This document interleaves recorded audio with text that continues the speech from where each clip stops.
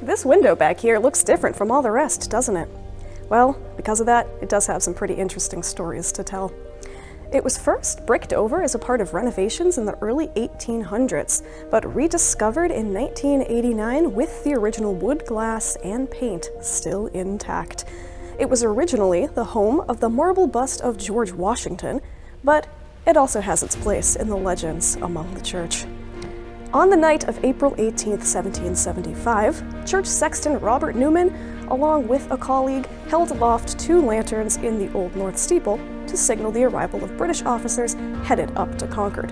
However, British officers had already arrived to the front door of the church, having seen those 2 lanterns hanging and assuming something was up. They pounded on the front door in order to arrest whoever was doing that hanging. Robert Newman himself, according to family legend, then climbed down the steeple, all 7 stories of spiral staircases and ladders, and then made a jump out that back window to avoid the officers at the front.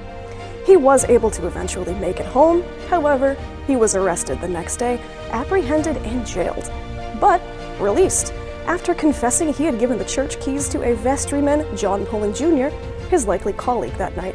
Conveniently, John Pulling Jr. had also fled Boston after April 18th, so we aren't quite sure who hung the lanterns that night, or if Newman did make that legendary jump, but the window still does tell a very interesting story and has its place among the church's 300-year-old history.